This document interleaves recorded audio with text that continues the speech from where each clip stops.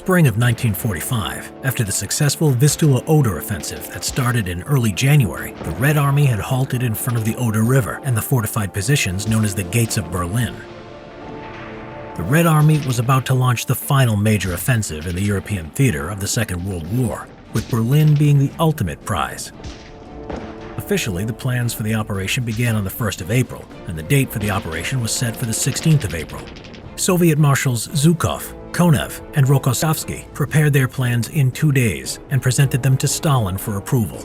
The masses of Red Army soldiers, tanks, and supplies were concentrating in front of the German defense lines since late March. The three Soviet fronts had altogether 2.5 million men, 6,250 tanks, 7,500 aircraft, and 41,600 artillery pieces. Against this massive force, the Wehrmacht could deploy roughly 800,000 men, 1,500 tanks, and 9,000 artillery pieces. Nevertheless, the Soviet leadership didn't expect an easy battle with few casualties. Technically speaking, a German force of that size, entrenched behind a natural obstacle like the Oder River, would be able to repel the attack. Opening phase of the offensive took place at Zhukov sector in Kustrin, with the Silo Heights as the objective. Thousands of artillery guns rained 500,000 shells on the German trenches in front of the Silo Heights. What the Soviets didn't know was that most of the defenders in the first line of defense withdrew to the lines in front of the hills overlooking the west bank of the Oder the night before the attack started. The 8th Guards Army and the 69th Army crossed the river, and soon the west bank was full of men and machinery. As the Soviets advanced beyond the deserted trenches, the Germans returned fire from the Silo Heights to the exposed Soviet troops. With the support of the Air Force, the Soviet infantry overran the second line of defense, but the attack was halted in front of the last two lines of defense. Furious with the slow advance, Zhukov made the mistake to engage his two tank armies sooner than planned. The terrain was unsuitable for tanks and caused a vast traffic jam that made the tanks easy targets for the Germans. Further north, the 47th Army, together with the 3rd Shock Army, managed to advance 9 kilometers into enemy territory. With the line already breaking in this area, the Germans rushed their reserves forward to hold the front. The veteran 5th Light Division was able to repel all attacks of the 61st Army. In the sector of the 1st Ukrainian Front, Konev's attack went according to plan. The massive artillery barrage effectively wiped off the forward German positions and slowly rolled forward as the infantry was crossing the Neisse River. The following day, the 3rd and 4th Guards tank armies took advantage of the breach and swiftly outflanked the 4th Panzer Army.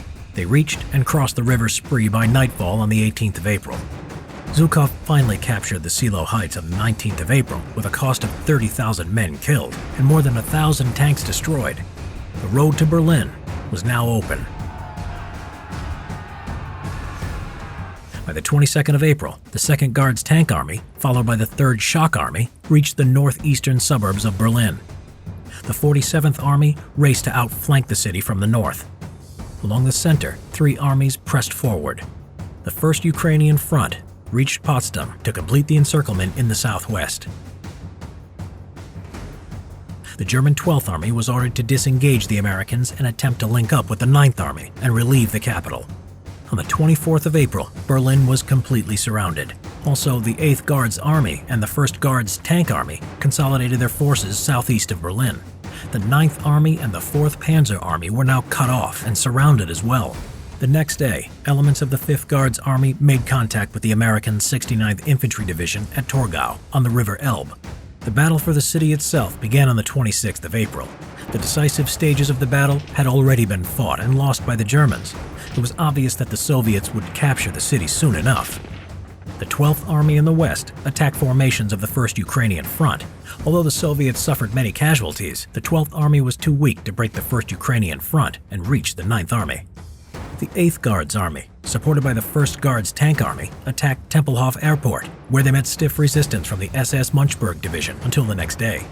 Both the SS Munchberg and the SS Nordland Division were forced to retreat towards the city center under the pressure of 4 Soviet armies. The vast tank superiority of the Red Army mattered little on the streets of Berlin. Fanatic SS soldiers, even Hitler Youth boys, proved themselves as excellent tank hunters.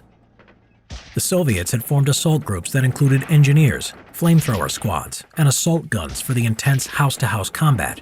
The foreign SS volunteers fought particularly hard. Their idealistic crusade was near its end. and they had little hope to survive if captured. By the 29th of April, the Soviets had reached the government sector and were within a mile from the Führer bunker.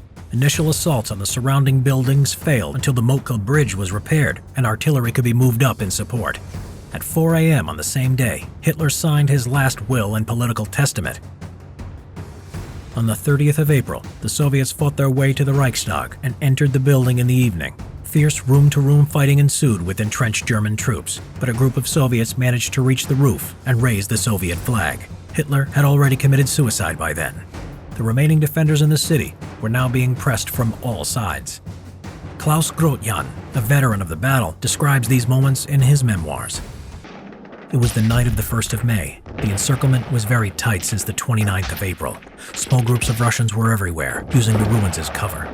So I ran under fire with a handful of soldiers towards the Reichstag. There we met soldiers of the 1st SS Division. They informed us about the Führer's death, which released them from their oath. They decided to attempt a breakout through the sewers. These SS soldiers left us with an impression of courage and determination, so I decided to follow and attempt a breakout with them.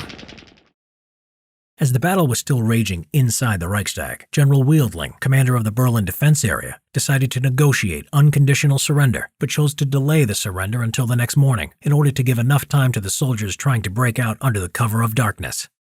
On the 2nd of May, early in the morning, the entire Reichstag building was under Soviet control. General Wildling surrendered with his staff at 6 a.m., and after meeting General Chuikov, he sent a signal ordering the defenders to cease fire and surrender to the Red Army.